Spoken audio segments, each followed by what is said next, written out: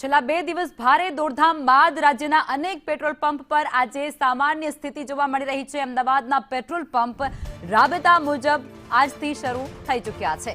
Petrol પંપો પર વાહન ચાલકોની જે લાઈનો જે કતારો હતી તેમાં હવે ઘટ જોવા મળી રહી છે। 2 દિવસથી અછતની જે અફવા ફેલાઈ હતી તે અફવાને કારણે અફરાતફરીનો માહોલ છે તે અમદાવાદ સહિત અનેક શહેરોમાં જોવા મળી રહ્યો હતો અને આજે સ્થિતિ હતી તે સામાન્ય થઈ ગઈ છે।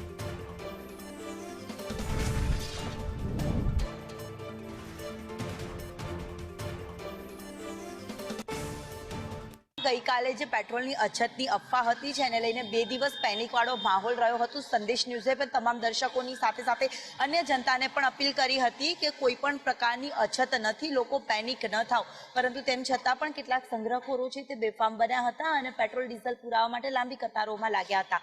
પરંતુ આજે જે સ્થિતિ છે તે સામાન્ય જોવા મળી રહી છે। તમામ લોકોમાં એક જાગૃતતા છે તે પણ જોવા મળી રહી છે। તમામ લોકો રાબેતા મુજબ જે પેટ્રોલ મળી રહે છે અને તે જ રીતે અહીંયા પહોંચ્યા છે પેટ્રોલ પંપ ઉપર। શ્યામલ પાસેનો આ જે પેટ્રોલ પંપ છે ત્યાં પણ સ્થિતિ છે તે સામાન્ય જોવા મળી રહી છે। અછતની અફવાના કારણે કેટલાક લોકોએ હાલાકીનો સામનો પણ કરવો પડ્યો હતો। કેટલીક વખત આવી અફવાઓ આવે તેને લઈને નાગરિકો કેટલા પરેશાન થતા હોય છે। નાગરિકો બહુ જ પરેશાન થતા હોય છે। આ અફવાઓને ધ્યાનમાં નહીં લેતા જો સામાન્ય રીતે જીવન જીવવામાં આવે તો કોઈ પણ પ્રકારની હાલાકી કે લાઈનોનો સામનો કરી અને સમયનો બચાવ કરી શકાય છે। આ સંઘવીએ આપણને જે ટીવી પર જાહેરાત કરી એના કારણે પબ્લિકે બી સમજવું જોઈએ કે ભાઈ આવો ખોટો રશ ના કરે અને અફવાઓ પર ધ્યાન ના આપે। સોશિયલ મીડિયા ઉપર 3 દિવસથી આ બધી અફવાઓ જે ચાલી રહી છે, પૂરતો પેટ્રોલનો સ્ટોક છે। અત્યારે 2 પેટ્રોલ પંપ પર હું જઈને આવ્યો, 15-20 જણની લાઈન છે। હવે કદાચ એવું હશે કે આ જે રોજની એસેન્શિયલ સર્વિસ તરીકે પેટ્રોલની જરૂર છે એના માટે જ કદાચ આ લાઈન હશે।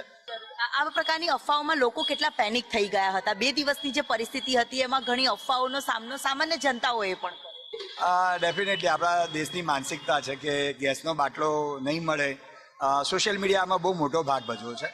સોશિયલ મીડિયાની રૂમર્સ બધા જ માનતા થઈ ગયા છે જે હકીકતે માનવી ન જોઈએ આપણે, પણ તેમ છતાં આપણા ભારત દેશની માનસિકતા છે, સામાન્ય નાગરિકની માનસિકતા એ છે કે હું રહી ગયો અને પેલો લઈ ગયો, એટલે એ માનસિકતા બદલવાની પણ આપણે જરૂર છે। જરૂર એટલે ગઈકાલથી જે અફવાઓ હતી તેને લઈને સંદેશ ન્યૂઝે પણ જનતાની વચ્ચે જઈને અપીલ કરી હતી અને આજે પણ લાઈનો છે પરંતુ સામાન્ય છે ને લોકોમાં પણ એ બાબતને લઈને જાગૃતતા છે જે આ 3જા દિવસે જરૂર જોવા મળી રહી છે।